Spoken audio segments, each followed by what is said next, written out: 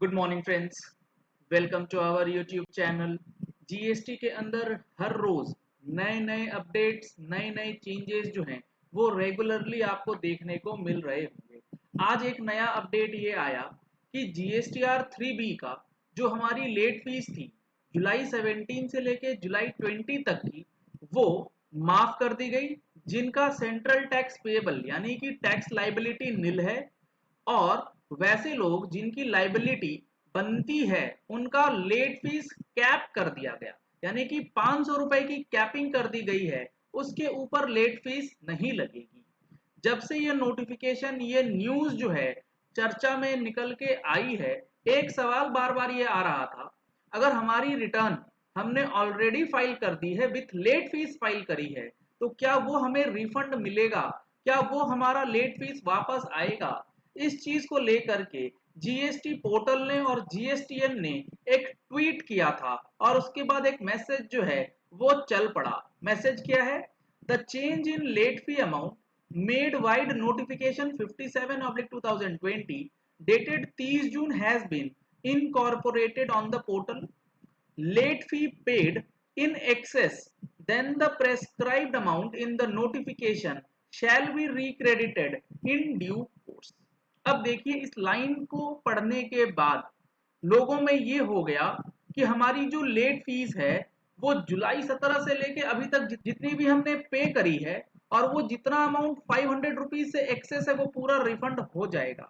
क्या वाकई में ऐसा होगा? ये लाइन लिखने का क्या मतलब है? ये लाइन का क्या मीनिंग निकल के आएगा? क्या इंटरप्रिटेशन होना चाहिए? आज मैं अपना व्यू पॉइंट आपके साथ शेयर करने वाला हूं। तो इस वीडियो के एंड तक जुड़े रहिएगा बिना मिस किए, ताकि आपको ये पता लग सके कि लेट फीस किसको रिफंड मिलने वाला है।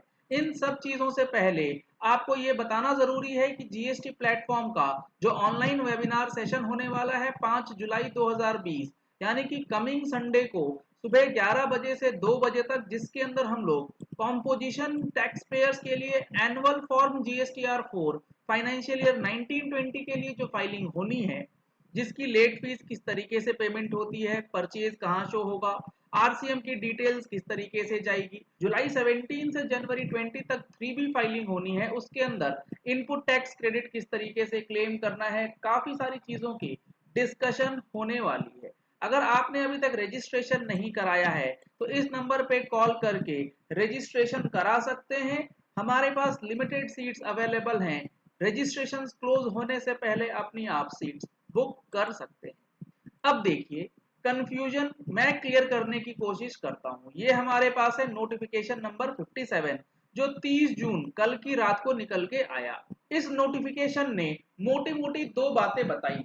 वो ये बताया कि जो हमारा टैक्स पेयर है, जिनका टर्नओवर चाहे वो 5 करोड़ से ऊपर हो, चाहे वो 5 करोड़ से कम हो, फरवरी, मार्च, अप्रैल, मई, जून और जुलाई, ये 6 महीने के लिए जो आपकी लेट फीस बनेगी जीएसटीआर 3B के अंदर, वो हम लोग माफ कर देंगे। माफ कब करेंगे? जब आपका सेंट्रल टैक्स पेएबल निल होगा और आप अपनी रिटर्न 30 सितंबर 2020 तक फाइल कर देते हैं।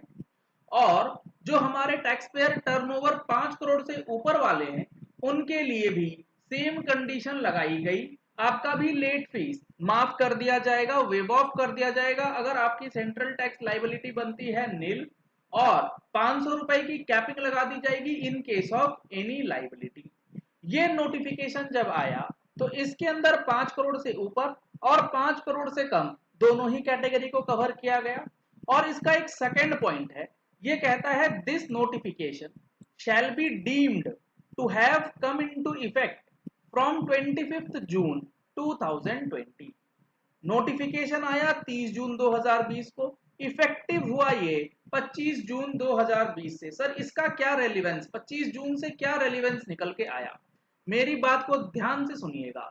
फरवरी, मार्च और अप्रैल, इन 3 महीनों के लिए जो हमारी जीएसटीआर 3B फाइलिंग होनी थी, जिनका टर्नओवर 5 करोड़ रुपए से ऊपर है, उनके लिए कंडीशन थी ये कि आपकी लेट फीस माफ करी जाएगी, तभी माफ करी जाएगी जब आप अपनी रिटर्न 3B में इन 3 महीने के लिए, फरवरी, मार्च और अप्रैल की, 24 जून 2020 या उससे पहले फाइल कर देते हैं। अगर आप 24 जून के बाद फाइल करेंगे तो आपकी लेट फीस कैलकुलेट करके पोर्टल लेगा। कब से लेगा? फरवरी के लिए ओरिजिनल ड्यू डेट थी 20 मार्च, 20 मार्च से 25 June, 20 April for the month of March से लेके 25 जून, 20 मई से लेके 25 June for the month of April. 3 महीने के लिए 25 June onwards 50 rupees per day के हिसाब से लेट फीस लेगा up to a maximum of 10,000। अब हुआ क्या?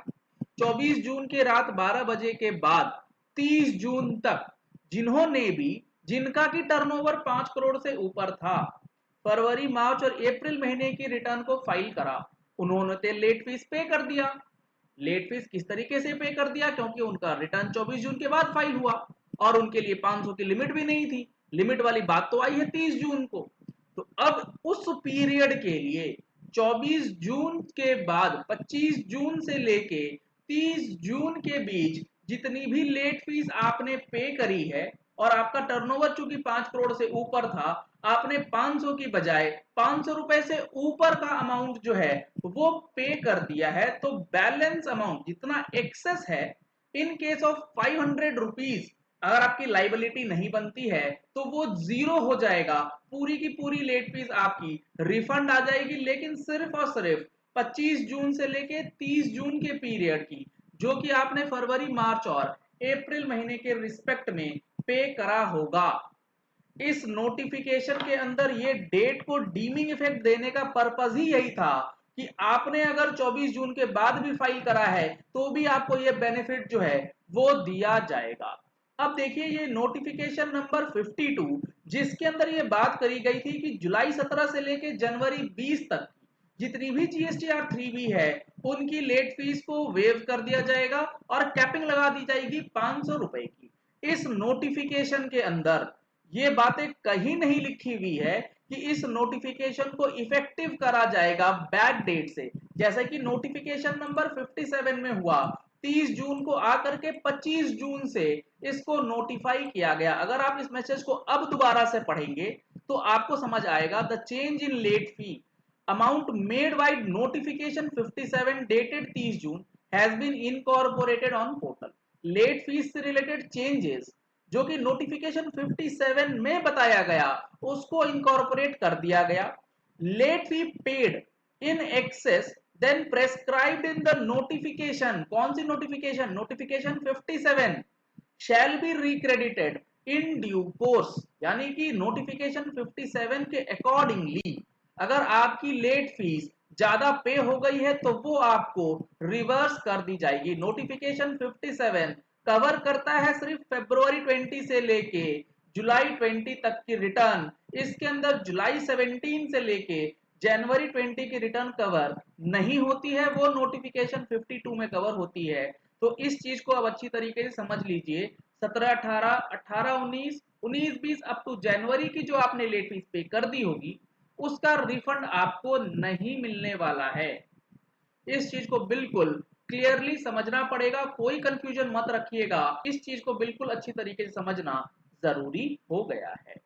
इन सब के बाद एक छोटा सा अपडेट और ये है कि नोटिफिकेशन नंबर 58 जो इशू किया गया है 1 जुलाई को, इसके अंदर जीएसटीआर 3B और जीएसटीआर 1 जिसकी नील फाइल होनी है उनके लिए एसएमएस फैसिलिटी के द्वारा रूल में अब अलाउ कर दिया गया है, प्रेस्क्राइब कर दिया गया है।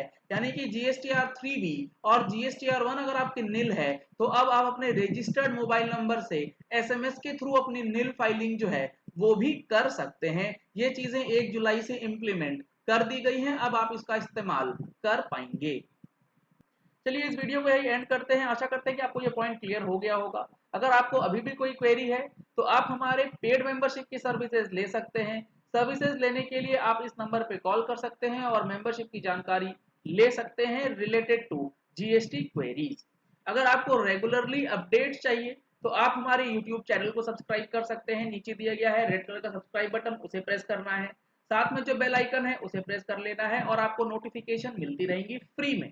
आपको अगर मैगजीन की रिक्वायरमेंट होती है, आप अपडेटेड रहना चाहते हैं बुक्स के थ्रू, तो आप हमारी एनुअल मैगजीन भी परचेज कर सकते हैं, उसकी सब्सक्रिप्शन ले सकते हैं। डिटेल्स के लिए आपको इस नंबर पे कॉल करना है। Thank you and have a nice day.